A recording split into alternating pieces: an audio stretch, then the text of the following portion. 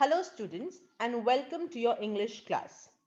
Today, we shall continue with the fourth lesson in your English textbook, that is, Pillars of Democracy. In the previous video, we just began with the lesson which is written by Dr. Babasaheb Ambedkar about the three pillars of democracy. And he says the three pillars of democracy are equality, liberty, and fraternity. Okay, so according to him, the entire country, a democratic country, relies on these three principles if it has to run smoothly. We've also seen what he means by having equality in a democratic country.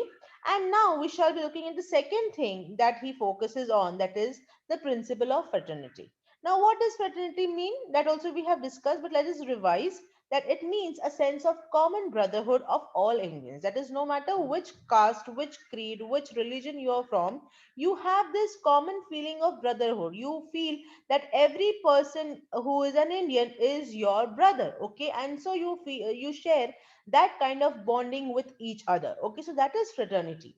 So it is a principle which gives unity and solidarity to social life. So when you are living in society, you live in unity with each other, you live in consideration with each other.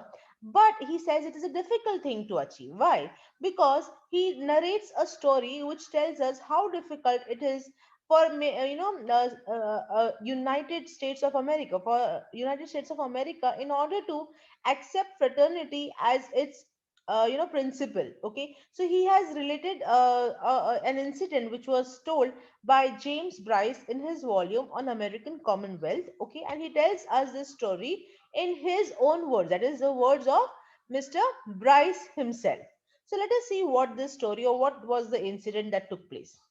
Some years ago, the American Protestant Episcopal Church was occupied at its triennial convention in revising its liturgy. Okay, so this church, okay, years ago, he's talking about the incident which has taken place before. So years ago, there was this, get together of this church, triennial convention. Triennial means the 300th anniversary. That is, the church was celebrating after the 300 years of its success. Okay, so during that time, when they all gathered together in a convention, there they plan to revise their liturgy. Now, what is liturgy? Liturgy is rites prescribed for public worship. So when you go to church, you have this particular way in which the worship is done over there, okay, in the church. So they wanted to bring some kind of change here, and they thought it was desirable to introduce among the short sentence prayers. You have these prayers when you are in the church. So among these prayers, they wanted to introduce a prayer for the whole people, okay, of their country, that is United States of America. And an eminent New England divine, they proposed the words. They said, okay, we can add the prayer and we can say these words. So what words they told was, "Oh Lord, bless our nation." Now, when you say nation, okay, or this sentence, for example, was readily accepted. One afternoon, on the spur of the moment, it was readily accepted. All of them agreed that yes, we can include this sentence in the prayer. The next day, the sentence was brought up again for reconsideration. So the very next day, they said that no, we have to reconsider adding this particular sentence. When so many objections were raised by the laity to the word nation. Now, laity means members of a religious community. So when the members of the religious communities, they sat together and they discussed, they said the word nation means actually a recognition of national unity. It shows national unity. So when I say we are part of a nation, it immediately gives the idea that the nation, or the people over there in that country, are united. Okay, and that it was dropped, and instead they were adopted the words, "Oh Lord, bless these United States." So they said that no, we are not going to use the word nation.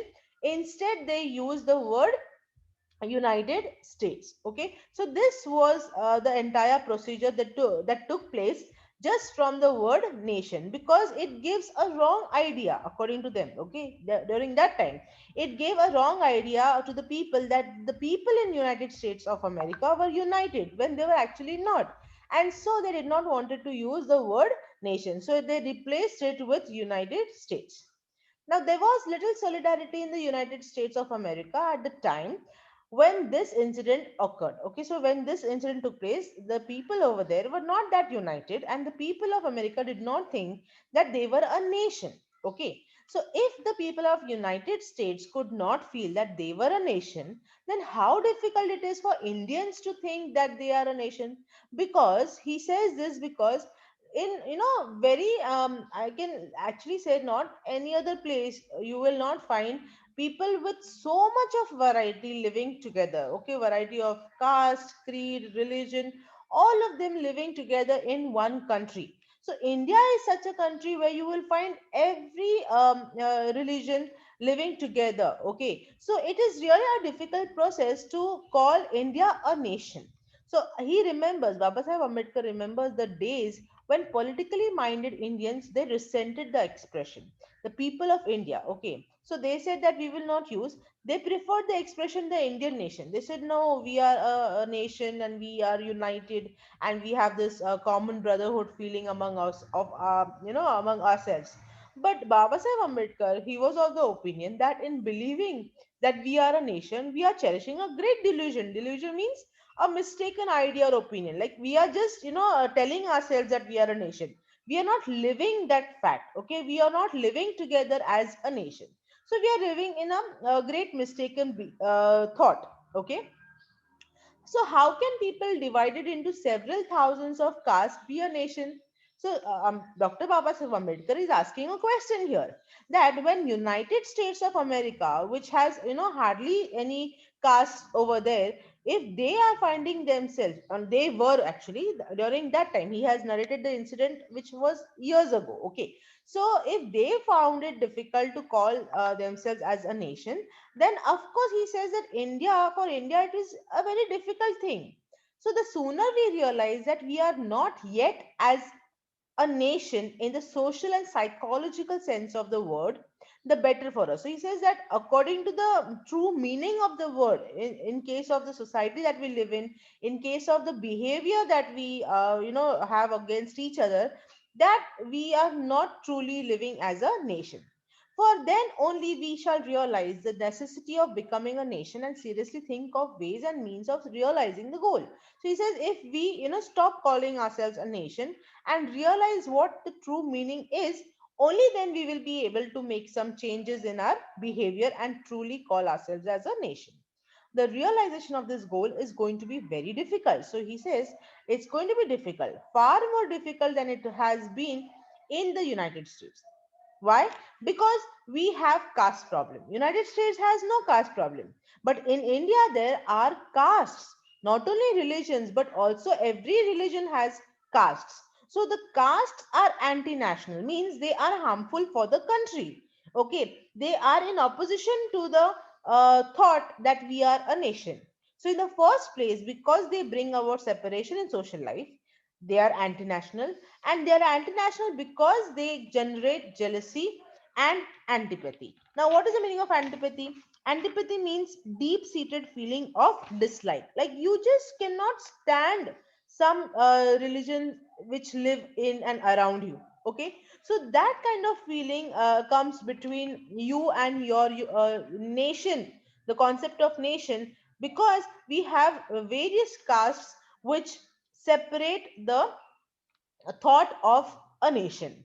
Okay, because caste and creed, so he says there is a jealousy and this feeling of dislike between caste and creed, but we must overcome all these difficulties if we wish to become a nation in reality. So what is he saying is, first realize and understand what is the meaning of a nation, and only then you will be able to bring that word in social behavior and in psychological terms in your life. And the earlier we do, the better for us. So, for fraternity can be a fact only when there is a nation. So, we can live as brotherhood only when we live together as a nation.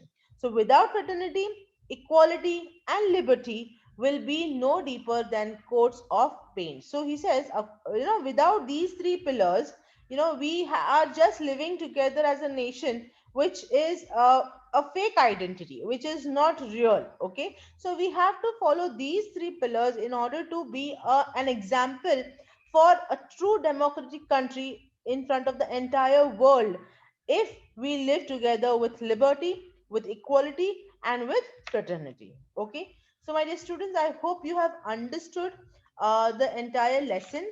Please do read the lesson from your textbook and try to understand and solve the brainstorming section, which is on page number 39 and 40.